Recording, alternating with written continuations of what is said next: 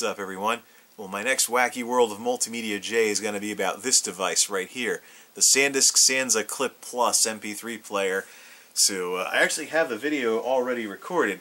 Just got to mix it together and upload it. I actually have tomorrow off, though, so I've got a to-do list of things to catch up on. Can you guess what one of those is?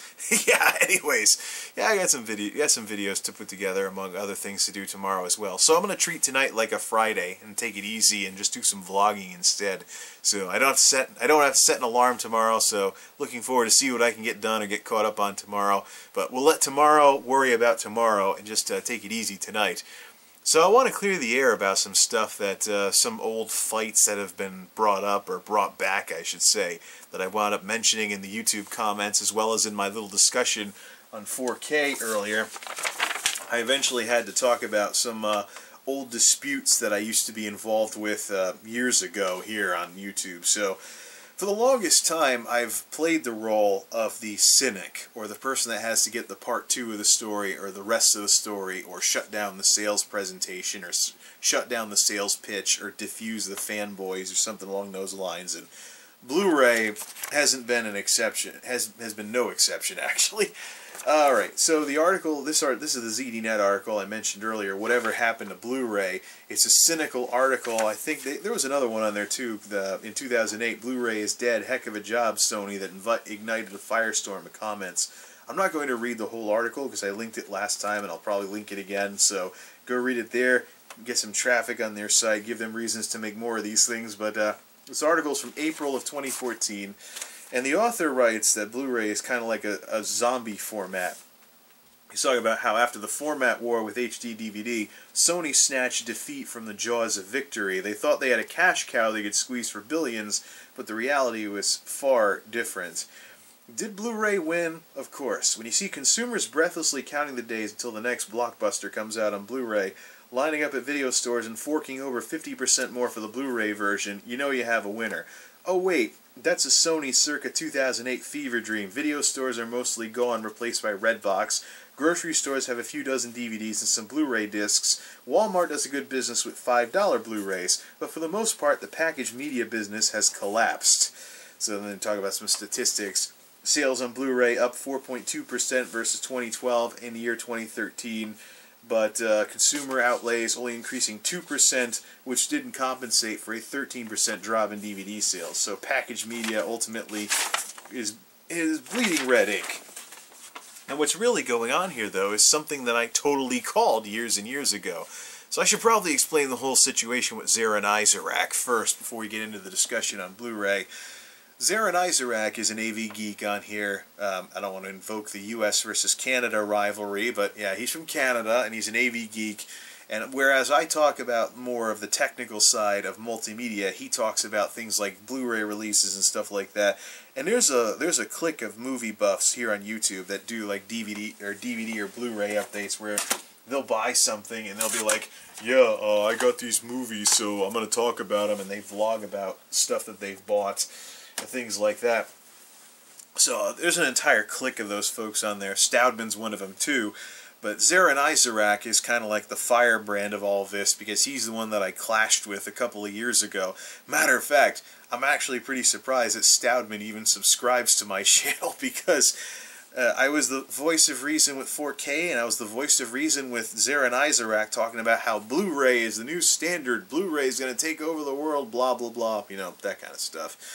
So I was the voice of reason back then. I took some flack back then from some of the folks, and I took some flack back then from the folks that were on and on about how Blu-ray was going to take over the world. And well, here we are. Where's the article? Apology accepted, fanboys. Yeah, a lot of banging from over there. They were having trouble. A couple in the adjacent unit was having trouble getting their kid to go to sleep. So I don't know what the banging is now, but they're very rarely loud, so this is definitely a break from the usual with them.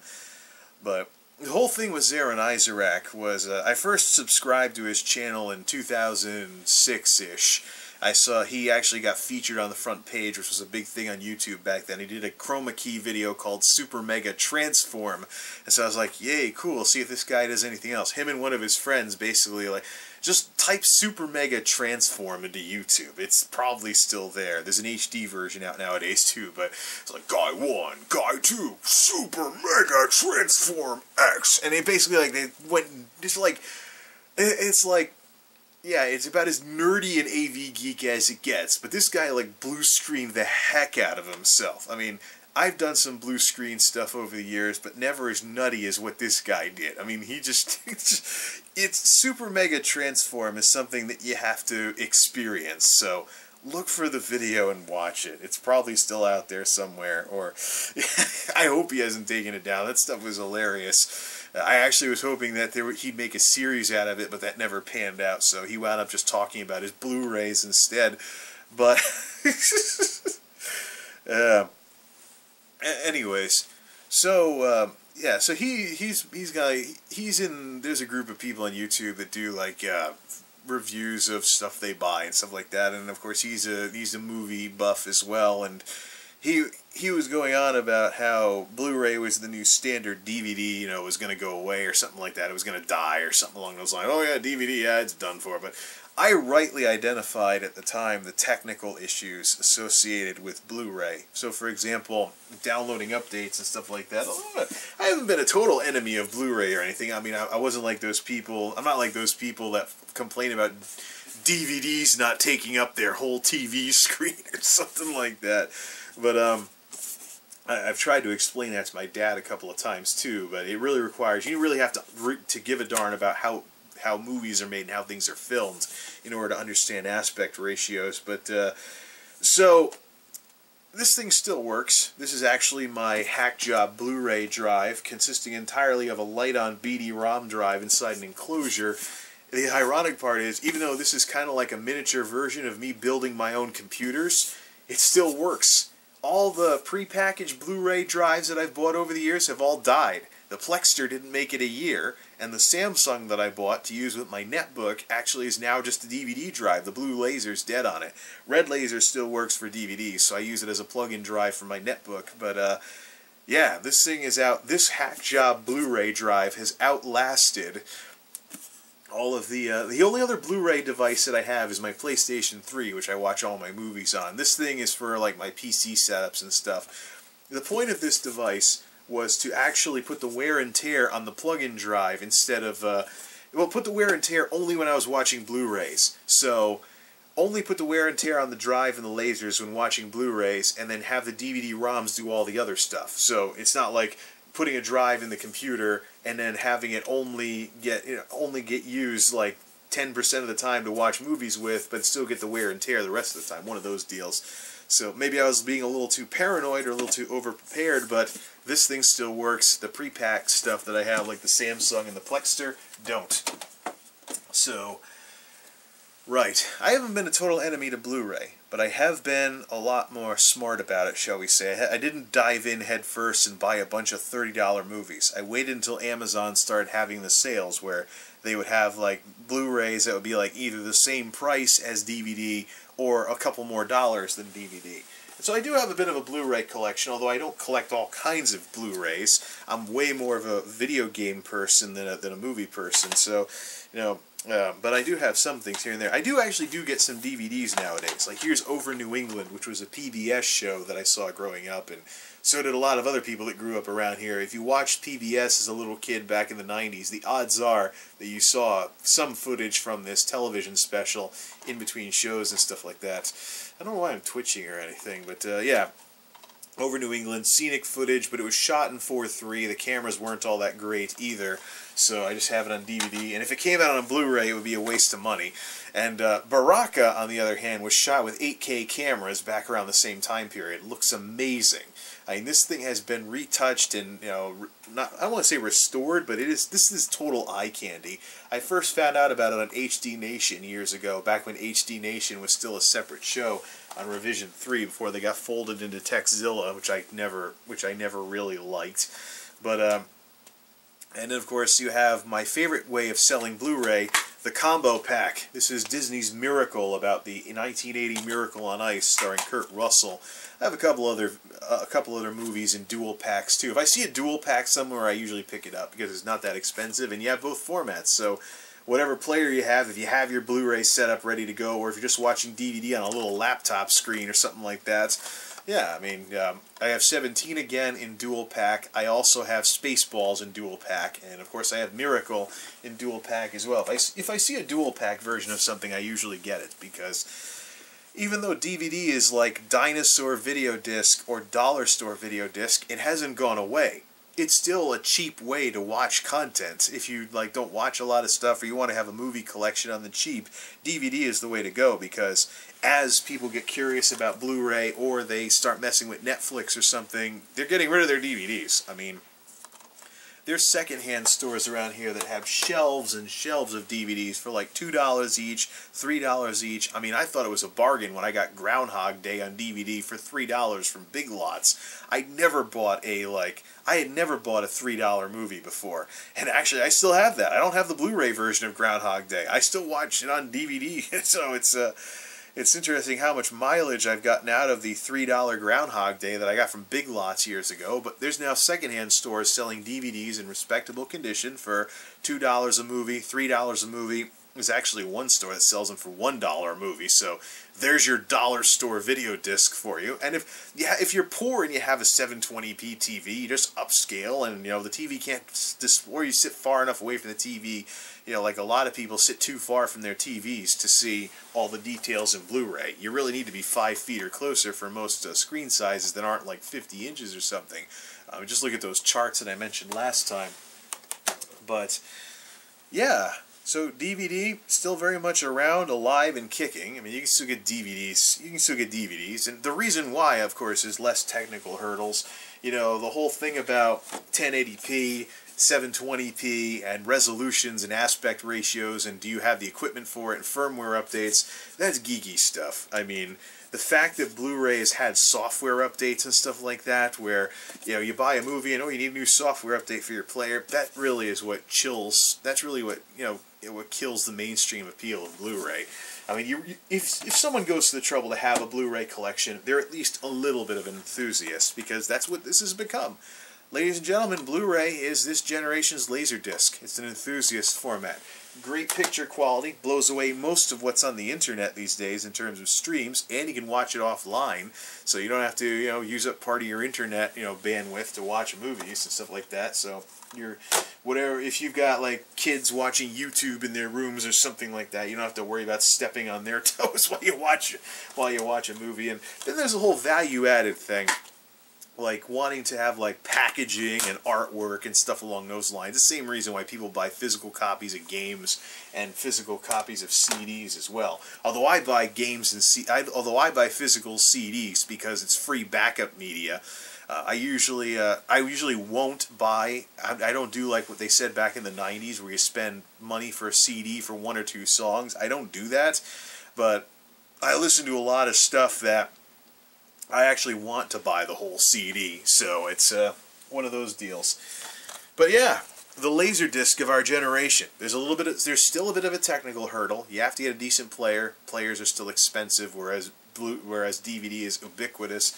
And it's not even about physical players anymore either. I mean, DVD quality stuff like Netflix is ubiquitous. I mean, even out here in DSL country, I can still watch standard def Netflix. And there have been times when I've watched a movie in standard def on Netflix, and I've gone out and gotten the high def Blu-ray version. Plus, you can also get a Blu-ray subscription on Netflix as well. So, I mean, and shuffle discs back and forth. Although I'm sure Blu-ray is probably the only thing that's really worth it these days, when you can stream stuff in DVD quality. But I think what happened with Blu-ray, quite frankly, is what happened with audio as well. As much as Blu-ray is a better format than DVD, and I think Baraka and Over New England are the great example of this, as much as Blu-ray is a better format than DVD in terms of quality, a lot of people out there, they just want to see the content. They may be sitting too far away from their screen, they may not have a very good TV, but they just want to watch the movie and appreciate a good movie. Plus, there's acclimation as well. If you watch an upscale DVD long enough, eventually, if you get engrossed enough in the content, you stop noticing things like the artifacts from the sharpening filter on the screen. So I think that's in play with a lot of people. Now there are some film buffs out there who will fret and moan and scream because, oh no, my picture's not as good as what it could be. But there's people out there, they get so wrapped up in the story, they stop noticing all those technical details and just want to watch the darn movie. And that's the thing with mainstream audiences. It's the same exact thing as what happened with audio. You've got MP3 out there, and I know some people like, oh, use open source audio and stuff like that, but you have MP3 out there, practically a near universal format all over the place. Podcasts use it, DRM-free music stores use it, Amazon MP3, need I say more? I mean, yeah, MP3 out there is so, like, saturated as far as the market goes for it. There's other formats, too, like Ogg Vorbis and stuff like that, but MP3, the lesson with MP3 is that inferior quality audio, aka compressed stuff, won over uncompressed higher quality stuff, because in a lot of cases your listening conditions are not optimal. I mean, if I'm listening on something like this, I'm not listening on my big system at home, so I have a lot less options for upping the quality. I may have earbuds instead of a proper headset or a proper speaker set or something like that, although I did go to school with a bunch of folks in an electronics shop back in the day who would put their portable CD players through truck amps. So it was especially funny on the Sony Discmans at the time that did 2 beeps every time you went to another song, so they'd be blasting stuff in their subwoofer, but like, whoom, boom, beep, beep, whoom, boom, beep, beep. You know, big, loud, high-pitched beeps when they went to another track on the CD, but yeah, so it went the same route as audio, basically. Mainstream folks are more concerned about the content than the quality. The content than the quality, if I can do this right. Mainstream audiences are more concerned about the content than the quality. So that's why DVD's still around. That's why people prefer Netflix over Blu-ray. And that's why when broadband infrastructure picks up, even if it is lower bit rates for streaming HD, people are going to pick streaming HD over a disc collection they have to worry about getting scratched and stuff like that. It's just, same thing with Steam as well. Same thing with Steam and physical games. I mean, the convenience is there, although there isn't so much of an issue with quality as there is with, say, you lose your internet, you lose access to your games and stuff like that. So, that's the thing. Quality is never the whole package when it comes to multimedia stuff. You always got to look at everything. Just like with 4K. 4K does give you a higher screen quality, but with how our eyes work and how your living room is set up, are you capable of actually benefiting from that, or is it largely going to be a money sink? That's what I was talking about in the 4K discussion. So that's the thing. Quality is always one thing to consider, but it's never the whole picture. And so while I like Blu-ray as an enthusiast format and a really darn good picture quality, I'll play movies on my PS3, and heck, my PS3 will even upscale DVDs, so it actually completely replaces the computer, completely replaces my PC setup, because 9 times out of 10, if I want to just watch a movie, I'll just switch sources on the TV and just fire it up on there, instead of messing around with the computer while I'm trying to crunch video or something like that. But it keeps it simple to play it on the console. But that's what it is. It's an enthusiast format. It's the Laserdisc of our generation. DVD is still around, and it's dirt cheap, too. If you want an El Cheapo movie collection, go DVD. $1 to $2 a disc from secondhand stores. Make sure that there isn't much for scratches and stuff like that. Although there are some secondhand stores around here that actually will not take discs to resell if they're too scratched. So, I mean, it's all over the place, and people are selling their collections because they're going to Netflix or something like that. So the cheapest way, no doubt, to get a movie collection is still DVD. Even though DVD is 90s technology, technically. I mean, when you're talking about people that care more about the content than, like, special features or the quality or whether or not it's the super-duper release, although in the case of Star Wars, maybe having the latest premium release from whatever George Lucas churns out these days isn't such a good thing. So, maybe that's not such a good thing sometimes. And then you have retconning too, like retro gaming versus like virtual console. Like Wave Race 64 on the virtual console has Nintendo DS ads in it because the agreement with Kawasaki expired when they released the virtual console version. So yeah, you've got mainstream audiences, the people that buy the most stuff, care more about the content than the quality. Quality is only part of what they consider. I do know some folks who aren't big AV geeks that do have some Blu-rays here and there, or maybe they watched some Blu-rays, but I mean, you can't expect mainstream success when there's technical hurdles, and when there's other hurdles too, like do you have a 1080p TV yet, or something along those lines. Can you even still get 720p TVs? I'll have to check and see if they're still around, like budget TVs or something. Since 1080p's gotten down to like 300 or less with some bargain brands. I don't know. I haven't been a total enemy to Blu-ray, but this discussion about how it was going to become the new standard and take over the world, no. It's the new Laserdisc, not the new standard, and it looks like that's how things have panned out. Blu-ray is still around if you want to get into it, and it's certainly affordable. I mean, I just bought a drive and a program, but if you have a PS3, you have a Blu-ray player. Get a used PS3 or something like that. Watch it that way, although PS3 is actually slower than most computer drives, so you might have some more problems with load timing and stuff like that, but, yeah. What happened to Blu-ray? Well, what I thought would happen. It became the enthusiast format that it is today, and that is, it's never going to be more than. Sorry to the fanboys that thought that something else was going to happen, but time has told. A lot of people say time will tell, but, time has told. So, didn't mean to bring up those old fights, but it's worth reminiscing on. It's hard to believe HD Rants 2 was 5+ years ago now, but yeah, Blu-ray's still around. If you want to check it out, but it's just fun to see that while all the arguing was going on about whether Blu-ray would be anything more than an enthusiast format years and years ago, it's nice to have won that one. Till next time, this is MultimediaJay signing off. Thanks for stopping by.